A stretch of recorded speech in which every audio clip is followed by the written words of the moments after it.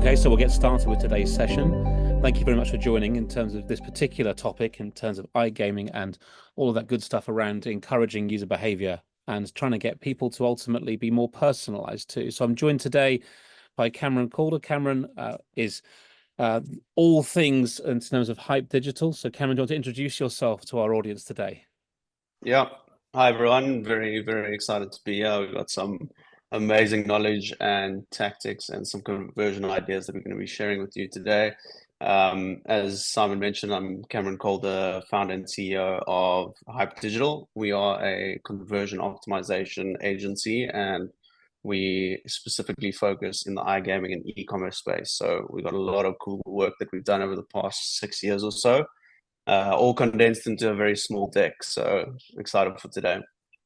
Great. Thank you for joining us today. And so today's session, of course, to set some parameters. Obviously, I'm Simon Chapman. I'm Senior Director of Partner Enablement and Solution Architecture at Optimizely.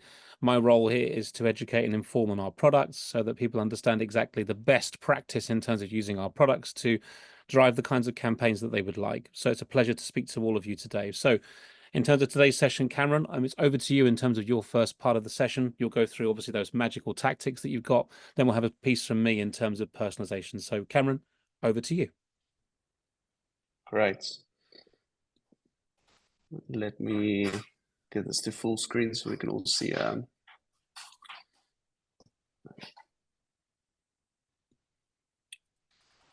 Cool. So as mentioned earlier, we are Hype Digital.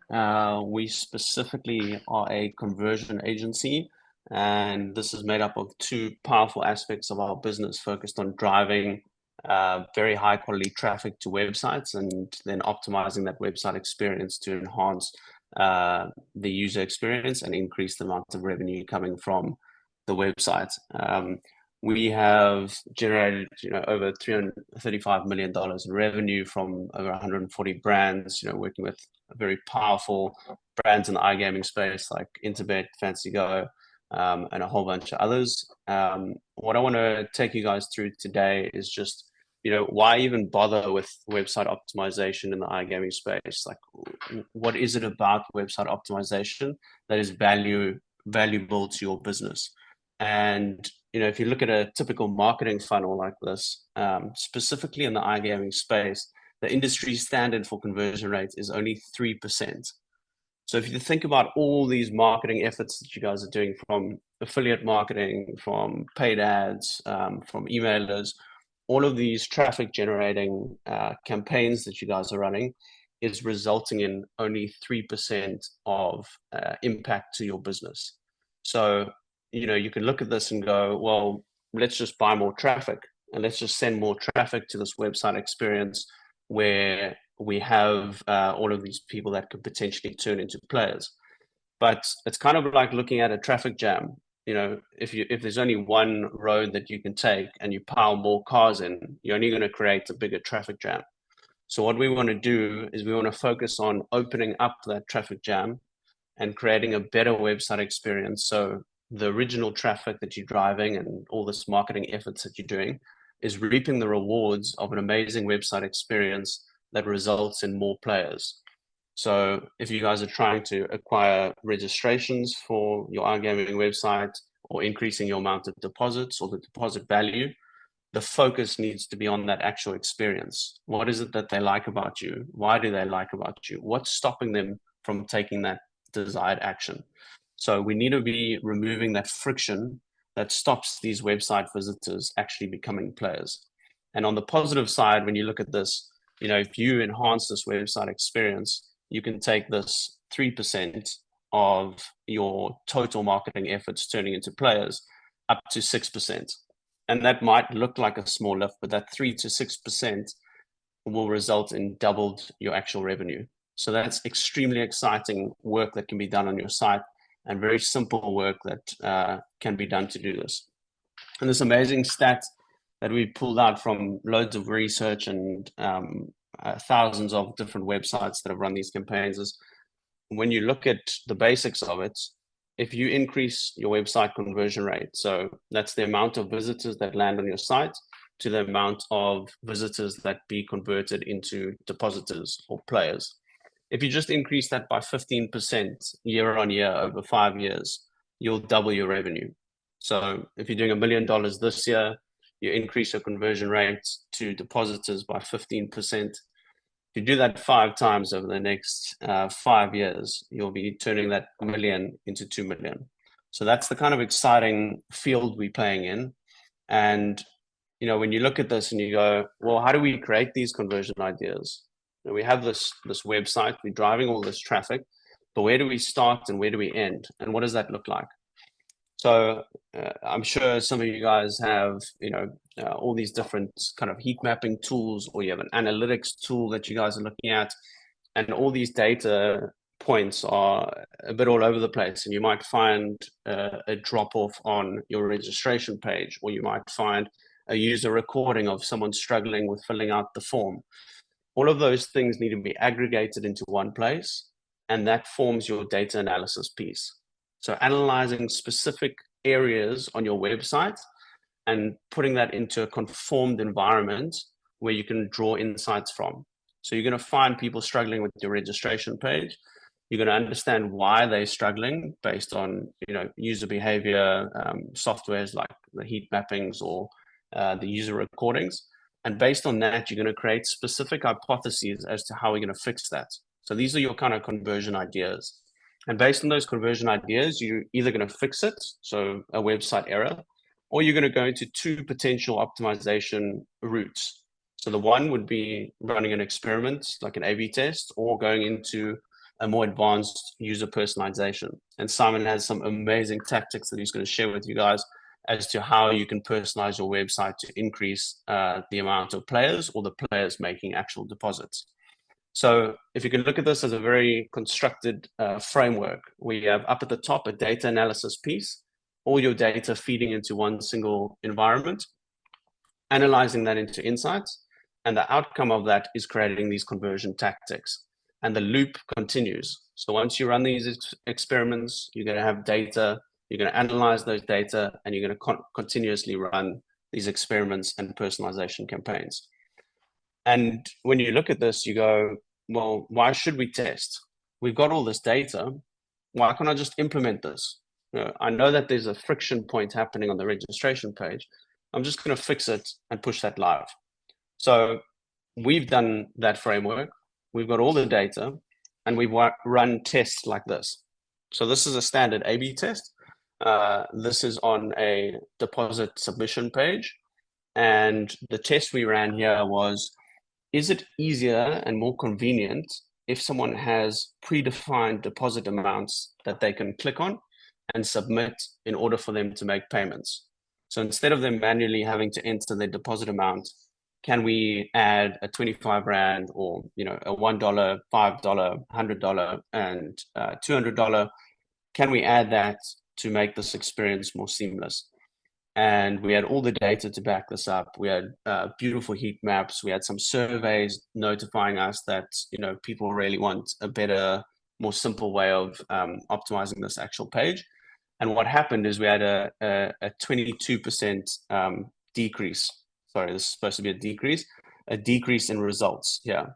So when you look at this on surface value, you go, well, we could have actually implemented this permanently, and we would have had a negative 22% result on these submissions. So that's a huge impact to your business. So when we see that 15% increase year on year over 5 years results in double your revenue, the same happens in the inverse. So by making these changes that do detrimental damage to your website and your business, this needs to be tested. So it's not all bad. Running these experiments can result in these beautiful outcomes. And you can see here, this is a very simple test we ran where we, instead of providing more comprehensive information and educational videos on a homepage, this was done for a fantasy pool betting platform in the iGaming space. And instead of just having the video where it was a little bit more convoluted in the way that they would be educated on the platform and then go through and actually register and become a registered player, we pulled this to the homepage, and the first thing that someone saw as they arrived there was this form that they could complete. And just on that, we saw just short of a 16% increase in player registrations. So if you guys can think, if you're doing 1,000 or 10,000 player registrations in a month, what can 16% increase do for that? So, if it is 1,000, you're looking at 160 additional registrations per month that you'll be getting for every month going forward just from running these tests. So it's very crucial that we run these kind of experiments because it allows us to identify what was our existing website doing according to this new conversion idea that we had. And just like I mentioned earlier, we don't know the actual outcome unless we test it. It could be negative, like a negative 22% decrease, or it could be a positive, and you could see up to a 16% increase in player registrations. So the exciting part about all of this is that, having myself and Simon on this webinar together, we have data that we've looked at, analyzed, created ideas, got the results, and have this as validity that can be shared with you guys today. So I want to share some really cool ideas that we have that you guys can go and implement on your site today, and reap the rewards of the data that's been done by our team, and has all those data points. We've done the data analysis, we've created all these cool insights, and we've converted them into all of these different test ideas. So this is a really nice personalization campaign, a very simple one, yet extremely effective. So to enhance player experience, to actually increase the amount of bets placed, would be basically taking your existing homepage post login. So once someone logs into your iGaming environment, and converting the gaming environment to be all the games that are played most frequently by that user. So for example, if you betting in Premier League, each time that user has to log in, they have to navigate through to football, and they have to go through to the actual Premier League to make that to place that bet each time, week on week. So what we want to do is reduce the amount of clicks through to that conversion journey, pull this right up the front, and using an amazing software like Optimizely, you can pull this personalization content sections through to that homepage. And each time someone logs in, they're immediately displayed with the featured games that they can bet on based on their previous betting behavior. So that's a really nice personalization one. Another very simple one to enhance your actual registrations is what we found based on all of the data we've gathered on surveys. So this is actually running little pop-up surveys across hundreds of different websites to understand what is the exact incentive that is going to drive more registrations. So this is a very nice misconception in the iGaming industry that from a business perspective, you might know exactly what the incentive is that you want to run to drive as many registrations and ultimately deposits as well. But what does the actual user want when they're logging in? So this is a nice one to run as an A/B test or a multivariate test where we can actually have a multiple different incentives that a user can then be served with in order to decide which one is the right incentive. So you might have a spin the wheel, you might have we'll match your bet based on what you put in, or I'll give you $50 free based on your first deposit that you make. So it's nice to test these different incentives and find which one sticks with your potential audience. And again, the really nice outcome of running these experiments is that you can see, did this increase my amount of registrations but decrease my amount of deposits? Or did I have positives on both? So did I have an increase on my registrations as well as having an increase on my actual deposits? Another very exciting test here is basically to increase the amount of deposits, multiple deposits made over time. So as soon as someone's running low on their actual wallet and their account, then enhancing the environment or the button click in order to go to the actual deposit page and increase your deposit amount. So something as simple as saying, anytime the wallet is below $2 or $5 or 100 Rand, then we're going to trigger this to enhance the actual button or just create a place where it's very easy for someone to click through and go through to the deposit page. So, you know, when we look at all of this, and it's very complicated, and I'll hand over to Simon to explain some more tactics in more detail, because I think there's some really cool stuff on the personalization and experimentation conversion ideas that you guys can implement. But I guess, you know, there's always a way that we want to try cheat the system and go like, is there a way I can do this quicker or faster? And unfortunately, there isn't. The best way to do this is to gather data and run these experiments or do a personalization campaign and measure the results, improve this, and have this iterative process where you can have 15% increase minimum year on year based on you gathering the data, converting it into insights, running these experiments or personalization campaigns, analyzing the data, and following that cycle on and on. What I do want to share with you guys is we have a really powerful conversion checklist, and this gets you to base level.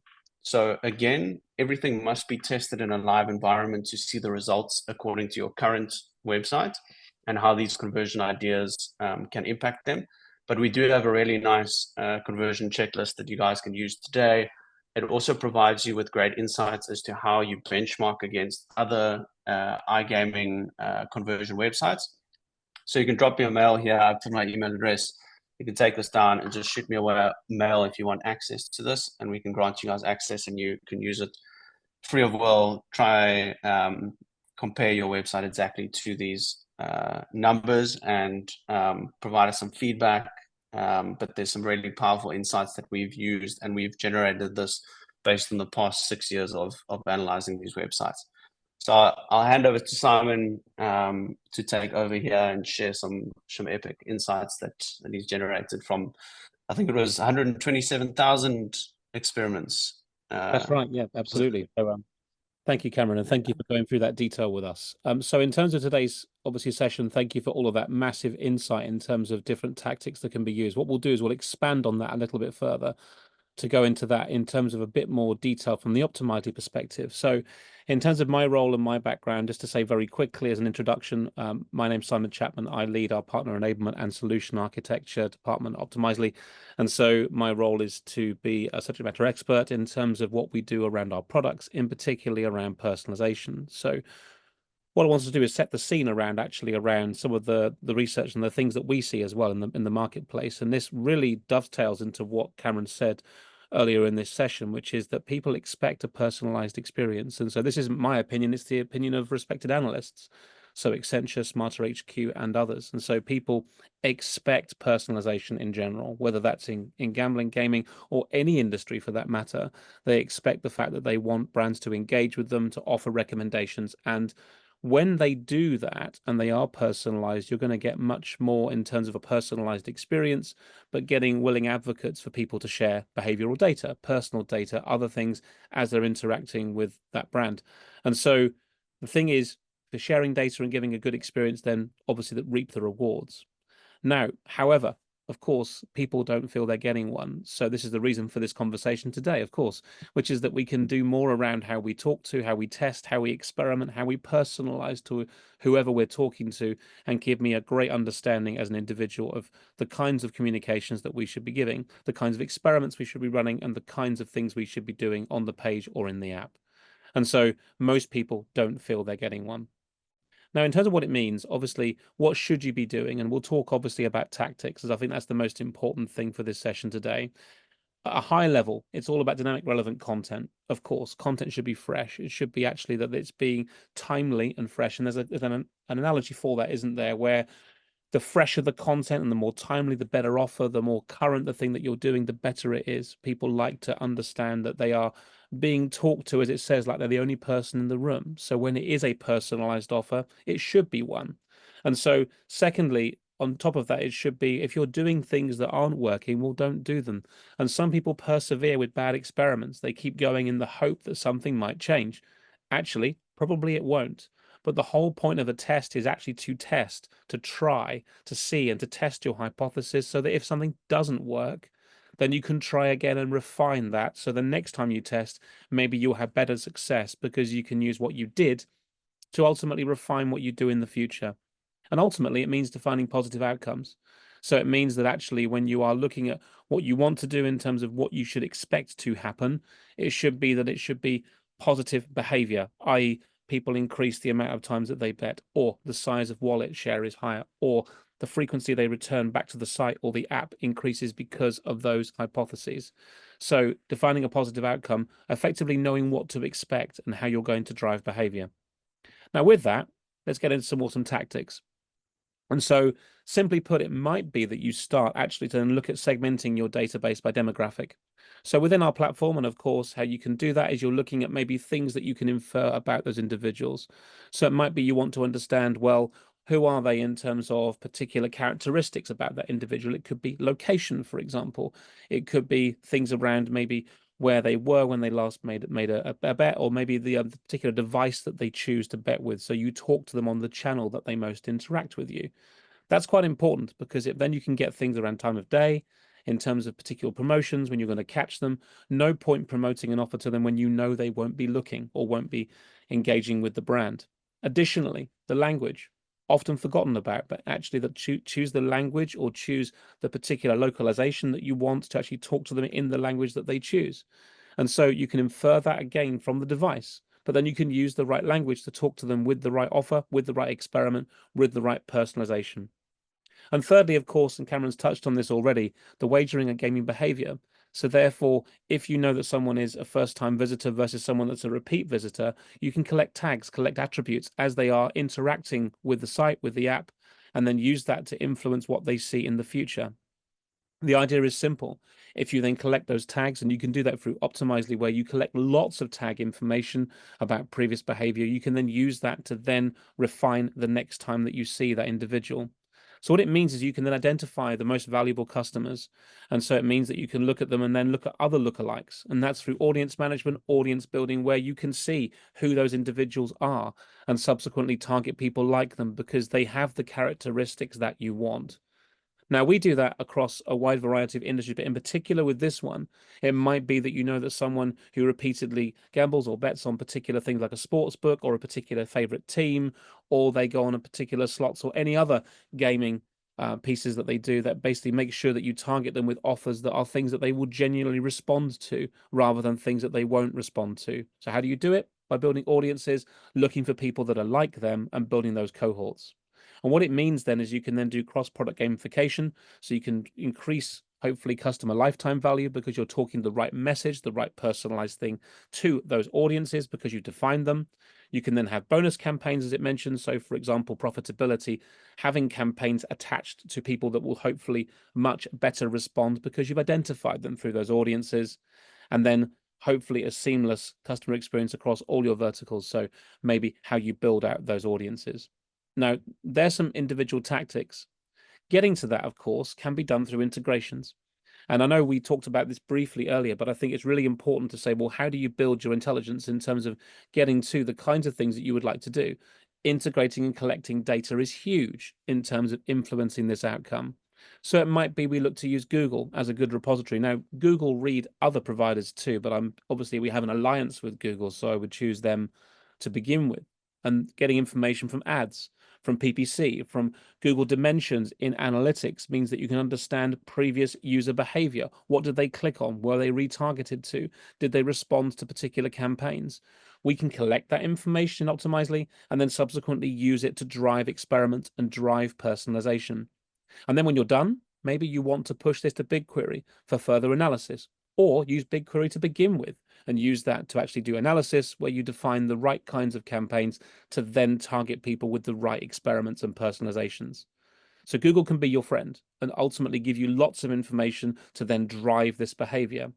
Additionally, I've touched on this already, but integrating with external CDPs, Telium, mParticle, Segment, Zeotap, read others as well, by all means, which means that you may already have this vast repository of intelligence that you can use to then drive experimentation, to drive audience bucketing, and then drive the right experiments towards those audiences. Now, it may be that we don't have that data but we need it from somewhere else where your golden system of record has that data, and we can use that to then drive this. And as I said, those four we have integrations with already. So therefore, they're exceptional candidates for collecting a vast repository of very good quality audience information. But then combine that with some of the other tactics, and we didn't touch on this so much, but actually maybe it's points of frustration. Maybe you've set up fantastic experiments, fantastic personalization, and you want to understand, well, what are people doing? And why are they not responding to my experiment or my personalization the way that I would like to? So we partner with Content Square, Full Story, Heap, Quantum Metric, and others to look at underlying problems there may be with experiments. So we're looking at saying, well, why is that person not converting, or why are those people not converting? Why are they not doing the things that I would expect them to do? And it could be that there are points of frustration. And I'll touch on this later in terms of what those look like. But it might be that actually you want to get to the root of what's problem, and ultimately to solve that by virtue of looking at the acquisition funnel, looking at where people are gambling, where they're not gambling, and understanding how we can resolve that in a timely manner. Now, finally on this, it's of course about tagging and classifying. So sections of a site, maybe it's the fact that you're looking to get new signups and people drop off during the acquisition piece, and you want to say, well, why are they dropping off? What are they doing? Why are they not converting? So we can then see that information and understand that, classify those acquisition points in the funnel, and then retarget them or target them with the appropriate content based on them dropping off, or indeed you want them to re-engage with the brand.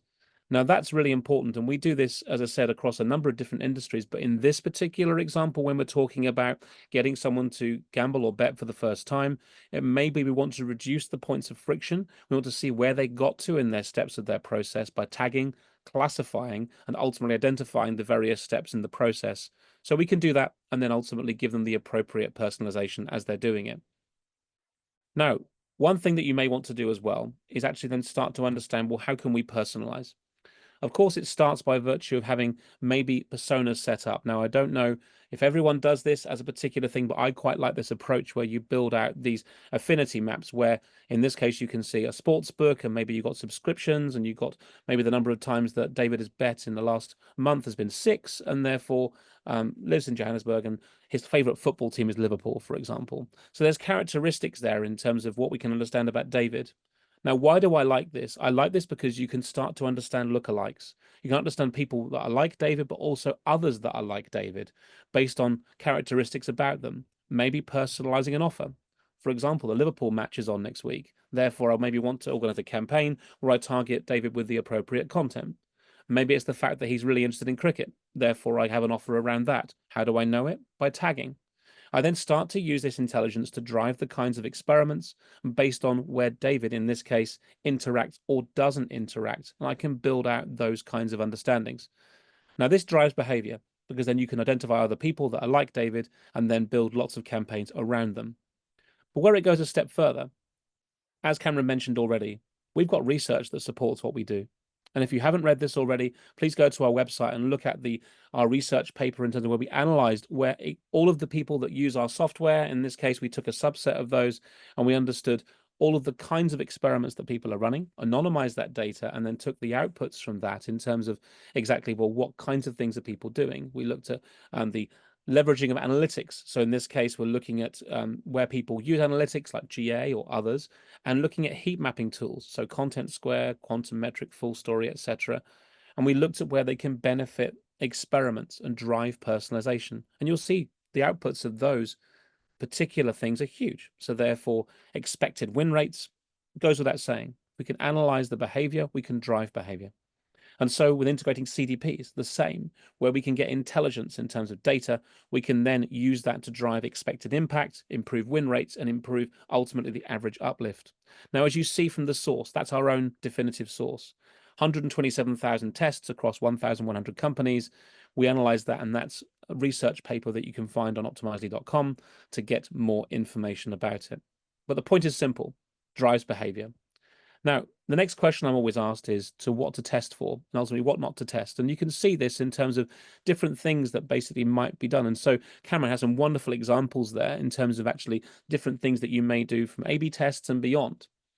At a more tactical, broader level, if we're looking at what to test and what not to test for, it may be that you're looking to do this for different parts of an overall experience. So geographical differences we touched on already, but it might be that you want to do different CTAs, call to actions on the homepage or other parts of the site where you differentiate new visitors versus subscribers. It may be that you want to make sure that you have different price points shown on the page, depending on the suitability of that, the device type maybe, or indeed the channel that they're interacting with you on.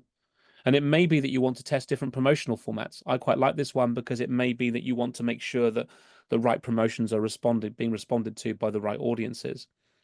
And the final one maybe is actually I like is in terms of optimizing forms, often neglected. But if it's a sign-up form, points of frustration and friction are quite often in the forms that you give them to complete. The more questions you ask that you maybe don't need to, the more it becomes a point of friction and frustration that they're just thinking, oh my goodness, that's a long form. I just do not want to enter all those values. So quite commonly we'll say, well, look, test with two different versions of the form. Test with that. And if you're seeing, for example, previously that there were drop-offs on the form and you were seeing that people got to it but didn't complete it, that's telling you something you need to know. So then you can try and experiment with that and then hopefully make a better outcome from it.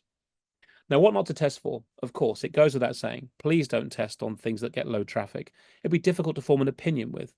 Additionally, changes that are too small to matter. If it's too small to matter, probably no one particularly cares about that or notice the difference. So therefore, it's difficult for you to form an opinion. And testing ideas that are too far removed from your core goals. Make sure that the tests that you're doing match the metrics, the KPIs that you are charged with or measuring against. If you're not doing those, it's difficult to determine what success will be looking like. So therefore, those things need to match. Now, that's not an exhaustive list, but it gives you an idea of the kinds of things that we typically see, especially in this particular industry. Now, to go a step further, I'm often asked, well, fine, all of that's great in terms of where to test, but how do I measure success? And so this gives you an example of some of the things that you may wish to do. And obviously, working with our partner here, you may wish to then broaden that to build out your culture of experimentation. Now, simply put, it can be that you have metrics in terms of average wager values, conversion rates, and waging per visitor. But it may be that actually there are other metrics that you care about as well. Maybe it's about getting someone to download the app.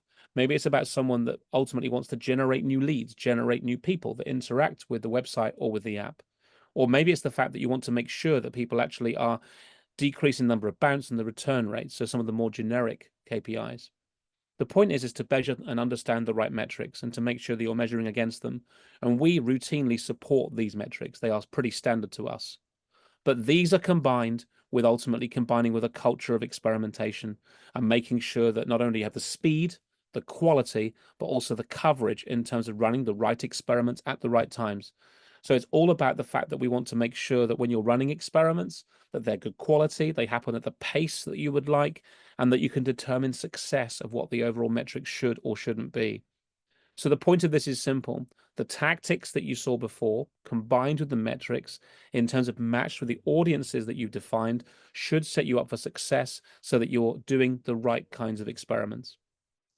Now, furthermore, I touched on the fact that we actually have the ability to do not just integrations, but also working with lots of other tools to give you understanding of why things may be important. So I used this term earlier, rage clicking. Now, it's quite a common theme where basically people can't do what they need to do. Now, read rage clicking, read repeated hovering, repeat like someone's repeatedly doing something they can't be doing, but ultimately they can't convert. They can't do the thing that they would like to do. But it can be for a variety of reasons. And Cameron had this on his slide in terms of talking about different tools for analytics that you can use. They can inform you, but then we can also have that data collected to us to then know where to run the next experiment. So we know where to test. And so by using a combination of us together with experience analytics tools and working with our partner at Hype, they can actually then tell you, well, look, this actually is where you should be targeting. This is what's impacting the performance of your experiments and your personalizations. And these are the kinds of things that you can actually then understand. So it could be response times, broken elements, maybe other things that you're doing. And as I said here very clearly, it's what you see versus on the surface versus what you can't see. And these tools are brilliant in terms of telling you, well, these are impacting your conversion and you should use them as a basis to then ultimately drive behavior better. So ultimately what that means is ultimately we can then move to really much more intelligence, much more understanding in terms of how we get to that and how we get to really a quality experimentation program. And where it goes a step further is then we have an anecdote for you today, which actually is working with one of our organizations, which is Rank Group in the UK and beyond. And Rank are a very well-known multi-channel gaming operator. They've got vast experience in terms of building out experimentation programs, in terms of targeting people. And so they've, in this case, got a fantastic anecdote in terms of increase in call to action there. Experiments, they've got a vast culture of experimentation. And in terms of the games launch, as you can see, hugely performant in terms of that piece. Now, this is one of many examples where we've had great experience in working with organizations to drive behavior. And ultimately, I thought this would be great to showcase this to you because obviously using our experimentation tools, driving behavior, getting people to engage more with their brand, and ultimately driving, as you can see, signs of being at risk, enhanced user experience, cross-selling, retargeting, and all of that good stuff. So it's designed openly to give you an understanding of not just Rank, but there are many other clients that we work with too. So with that in mind, obviously I'll stop sharing now and we can obviously move to our discussion, Cameron, in terms of some of the things that we've talked about today. That actually is, I think, a good overview from an Optimizely perspective in terms of what we do with our tool set, combined with what Hype can do in terms of how they'll drive a culture of experimentation and some of the tactics that they've done performantly and historically in being successful. So Cameron, in terms of today's session, some of the things I think we've talked about today, in terms of what you think in terms of best practice for some of our audience, what would you say to summarize for them how they can get started and how they can ultimately get started with yourselves to drive those kinds of things they would like to do in the future? Yeah, I think where I would start in the beginning is making sure that there's plumbing set up. And when we speak about plumbing in a digital environment, as Simon, I'm sure you're well aware of how important the actual having quality data is. So I would start at something as simple as just knowing that you are tracking your deposits accurately. So your analytics platform, whether that's Google Analytics or using Optimizely's analytics tool, that you actually have the correct numbers there. So you know how many deposits are there, you know what the actual value of those deposits, and the same goes for your registrations. And that's the kind of foundation level. Once you have that plumbing set up, then you can start looking at some really cool stuff on user behavior. And I love that analogy that you had of the iceberg there, Simon, because I really feel like almost the deeper you go, the more valuable insights you receive. And that really comes from understanding your analytics, understanding your user behavior, and using that powerful research to interpret very powerful insights. And I think if you can start there as a baseline, and we've said a lot of complex jargon and we've thrown around a lot of cool words in conversion optimization, but the reality is if you can just have a research tool that looks at heat mapping and can navigate through how the users interact with the website, that's a great start, because that's you just understanding what these users are actually doing versus your own opinions.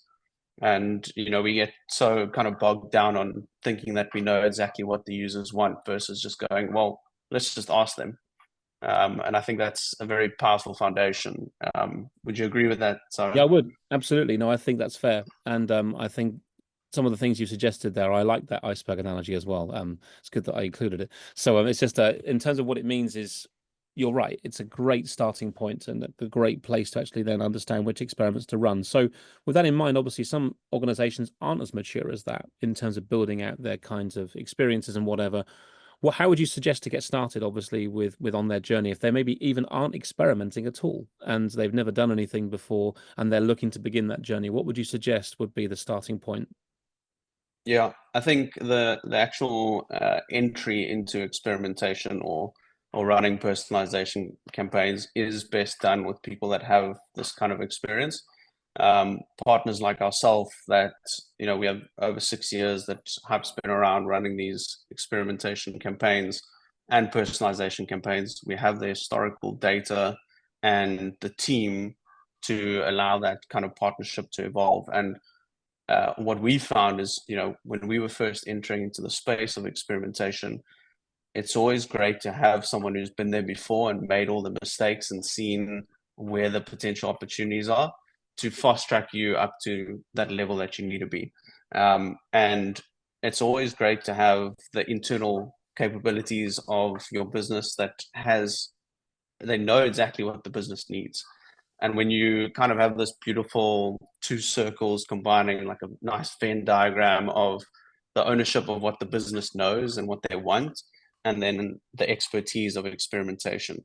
So I would say, to answer your question in short, the best place to start is to meet with an expert, understand whether that's myself or Simon or a partner who has that experience, and just be a sponge as to like understanding exactly the way that they do things and try leverage that. So I think that's always a great start. And then, yeah, just going back to use data as like your best friend throughout this process.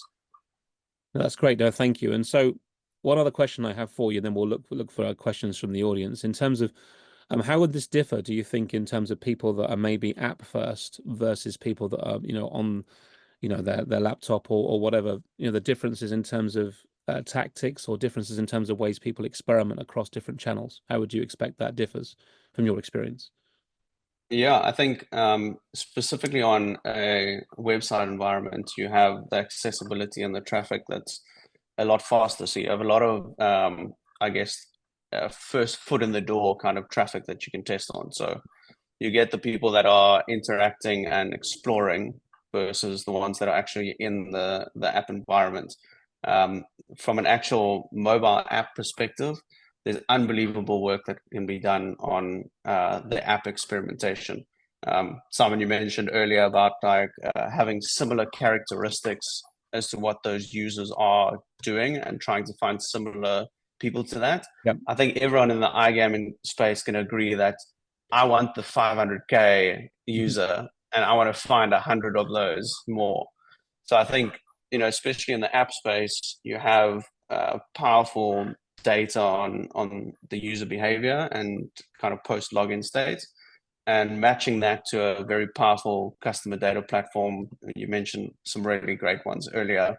Just having that powerful data that you can actually use and leverage to build better experiments is exactly where you want to be. So to answer your question, definitely websites are great from a volume perspective, where you can do foot in the door kind of experimentations to get them through. But that actual in-app testing is powerful. That data is super valuable. No, great, thank you. And no, that I agree with that. We see that as an experience, obviously, from ourselves in terms of there are some differences, and I think I touched on that in terms of one of my points, which was that people expect to be talked to on the channel that they'll most resonate with. And so if they're mobile first, they'll probably remain being mobile first. If they're on their laptop and they prefer that experience, then probably they prefer that experience. So channel optimization is huge. So, and we obviously advocate for that as well. In terms of questions from the audience, if anyone wants to leave any questions in terms of the chat, please do so. Obviously, we'll give that a minute or so for any questions. But outside of that, of course, this session has and is recorded. So therefore, anyone that's watching this on playback, thank you for watching it on playback. You can obviously get in touch with myself, Simon Chapman at Optimizely, or indeed get in touch with Cameron at Hype Digital. So therefore, both of us are available to be spoken to with any follow-ups in terms of this session that you've seen today. So with that, of course, I don't see any questions in the chat. Thank you to Cameron in terms of your time today to speak to us. As I said, this recording will be available and sent for anyone that's registered to watch on playback. And myself, Sorry, Simon, there is a question in the answer. There is in the chat Q&A window. There's a question, if I can just read that. I just appeared. Okay, thank you. Apologies. Yeah, it says, I feel there are many important metrics in the iGaming space, from registrations to deposits, from clients that Hype and Optimizely may have worked with. Which metric is the most impactful to test on? Oh, very good.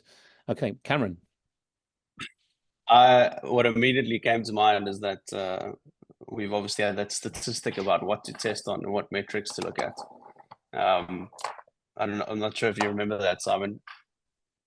So I need to find that one actually. So apologies. I was just about that one as well myself. Yeah, I think that powerful stat of the amount of people that choose misaligned metrics according to what their business is, and the best kind of analogy that we have at Hype is it's almost like a tsunami approach. And when you're looking at your testing metrics, you have your kind of primary, secondary, and tertiary objectives that you're setting up according to your experiments that you're running. But we look at it as a kind of tidal wave where you see you're building up website visits. Based on the website visits, you're building up registrations. Based on the registrations, you're building up deposits, and so you're building up deposit value. At each experiment, you have multiple KPIs up there, but we focus on building up different levels of this so that you can push more users through at each level of your user journey, and making sure that each friction point start with your highest amount of traffic, push through to your next conversion objective. But from a actual conversion metric, first time deposit is a very key metric for us. Reason being is we get a nice data point on the conversion window. So on average is about 50 to 60% of these first time deposits made within that 48-hour window of someone registering.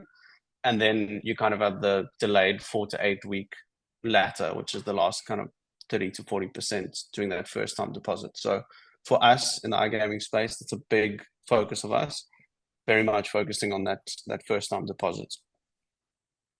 And just to say, on our side, of course, we have seen that. I think you touched on first time deposits. We see that on two other metrics, cross promotion. So therefore, people that actually have spent time and been not just a first time gambler, first time wagerer.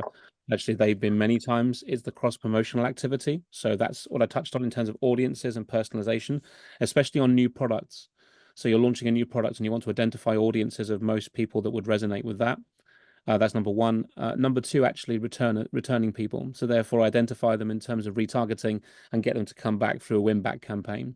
So win back campaigns can be in any shape and size, but effectively that can be through tactics that you do on social media, tactics that you do through paid ads, and then subsequently then winning them back. And I know win back stories are not just unique to this industry, they happen in many others, but this actually is a common thing. Someone, to Cameron's point, gambled before, went away, lapsed, came back. It's a win-back campaign to get their attention. And we obviously do that through integration as well, through integrating with Google, as I mentioned. So many tactics, but they're the two of the most common ones that we see. Thank you for that, Cameron. So no other questions I see in the chat in terms of that. Thank you, Praveen, in terms of that particular question. In terms of the session today, thank you very much for everyone's time today in terms of spending time to listen to us. As mentioned in the chat, that will be it's recorded. It will be shared via email, so therefore a clickable link for anyone that's registered. You can download it on our website. And thank you very much for your time today, Cameron, for joining us. Great. Thanks, Simon. Appreciate you having me. Pleasure. Thanks, everybody.